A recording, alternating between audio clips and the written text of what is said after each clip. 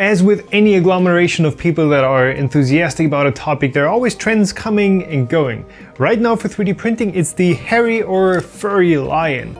And the cool thing about this one is that it's not just a 3D printed block of plastic, it's actually using the properties of the plastic in a great and very unique way.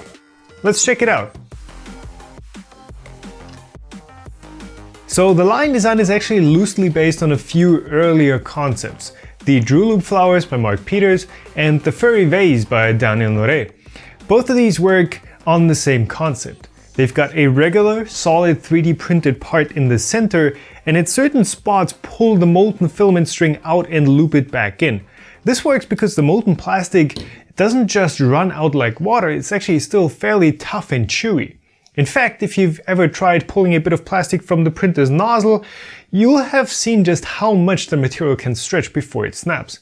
It's the same effect that allows 3D printing pens to work and real 3D printers to print bridges, that is when they have only 2 points of a print at the same height and need to connect them with just a string of material in thin air. If that's tuned in well, it's going to be a perfect span between those 2 points.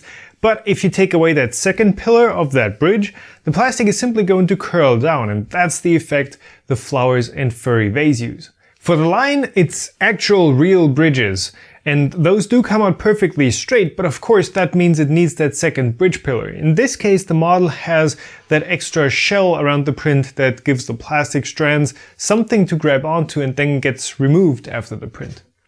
So how do you print one? Well, if it was just download the model and print it, I wouldn't be making a video about it. If you have a close look at the 3D model, you'll see that each hair is its own rectangular element, just large enough to fit 2 filament lines, one from the model to the outside shell and another one on the way back. The dimensions here are fairly important. Each element is 0.2 millimeters tall and 0.8 millimeters wide. If that sounds familiar, well, it is.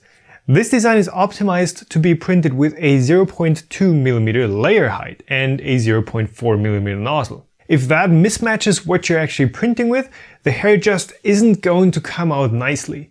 Some models are available, for example, for taller layers, and the flower designs can be customized to fit your exact setup, but that 0.4mm nozzle and 0.2mm layer height should be okay for most users. That also means you shouldn't scale down the part before printing, because if you do, your line is going to come out pretty bald, whether you like it or not, and in that case you could have just printed the regular hairless line. Now, all these individual hairs should come out as straight and clean as possible, unless you want your line to have curly hair, of course. So make sure your bridge print settings are tuned into the filament you want to use, and maybe print one of these Make Magazine bridge tests beforehand. I wanted to tune in bridges for the 3D Primo wood fill filament, and by just trying out a few different settings, I settled on a faster print speed, which one is it? This one? And this one, yeah. And a lower extrusion multiplier, meaning that the plastic in the bridges will get stretched tighter and not droop as much. If you're having trouble with bridges not coming out cleanly, just play around with these 2 settings until you find a combination that works. What also helps is printing at a lower temperature, and for PLA and copolyester filament, setting the part cooling fan to 100% for bridges. And now you should be ready to print it. It's going to be around a 9-hour print, ideal for leaving it overnight. Since you can go relatively easy on infill, it's only going to use around 80 to 90 grams of filament. So once the print is done, do not remove it from the build plate.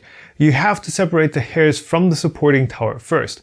For that, a box cutter knife works perfectly, and since you probably won't be able to reach all the way down in a single pass, just go as deep as you can and then take a second pass.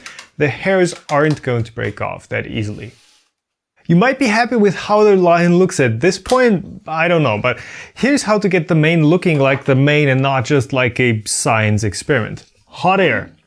Don't make the same mistake I made and tried to get the hair to flow on its own, because once you get it hot enough for that, the hairs are just going to stick to each other like crazy. Instead, try to use as little heat as possible and form the mane with your hands. You can either get it all emo like this one or keep it super fluffy, that's up to you. Go crazy and make it unique. No other line is going to look exactly like yours. So I printed this one in wood fill filament, and the texture and feel it gives the line are really cool. The other one was printed with rainbow filament, which I think turned out even better since you have that layered style of the different colors interacting with each other. If you want to print one too, you can use pretty much any material you want. I think a crystal clear one would look pretty sweet as well. Download links are in the video description below. So if you learned something, give the video a thumbs up. If not, let me know how I can improve them. Also consider subscribing to the channel and do click that bell, or YouTube might not show you updates as new videos come out. Or if you want to support this channel with a spare dollar or two, head over to Patreon and get access to monthly Q&A hangouts and more. And that's it for today. Thanks for watching, and I'll see you in the next one.